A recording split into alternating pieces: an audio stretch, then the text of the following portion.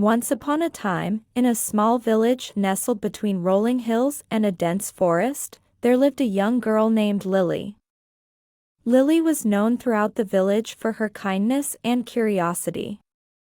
She loved exploring the forest, especially because of the many stories her grandmother used to tell her about the magical creatures that lived there. One sunny afternoon, Lily decided to go on an adventure deeper into the forest than she had ever gone before. She packed a small bag with some bread, cheese, and a bottle of water, and set off with her trusty dog, Max, by her side. As they wandered through the woods, the trees seemed to grow taller and the air cooler. The sounds of the village faded away, replaced by the chirping of birds and the rustling of leaves. After walking for what felt like hours, Lily came across a clearing she had never seen before. In the center of the clearing was a small, crystal-clear pond. The water sparkled in the sunlight, and surrounding the pond were flowers of every color imaginable. Lily knelt by the pond and dipped her hand into the cool water. As she did, she noticed something strange: her reflection wasn't alone.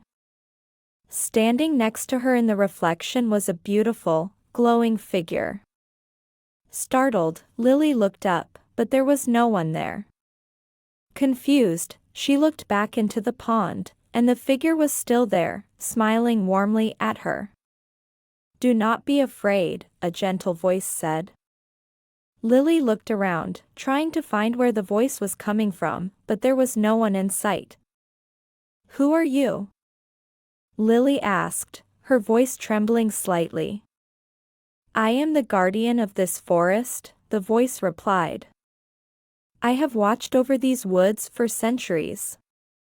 You have a kind heart, Lily, and you have always respected the forest and its creatures. For that, I wish to offer you a gift." Lily felt a mixture of fear and excitement.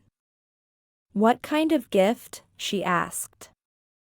The guardian's reflection in the pond shimmered, and suddenly, a small, ornate box appeared in Lily's hands. The box was made of a material she had never seen before, with intricate carvings that seemed to dance in the light. "This box holds the power to heal any living thing," the guardian explained. "But remember, it is not to be used lightly. Only use it when you are truly in need." Lily thanked the guardian, and after a moment, the figure in the pond faded away, leaving Lily alone with the box. She carefully placed it in her bag and continued her journey, feeling a new sense of responsibility. Over the years, Lily used the box sparingly. She healed wounded animals, helped sick villagers, and even brought a wilting tree back to life.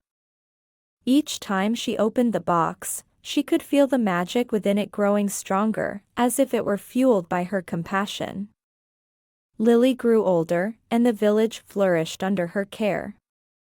She passed down the story of the magical box to her children, and they to their children.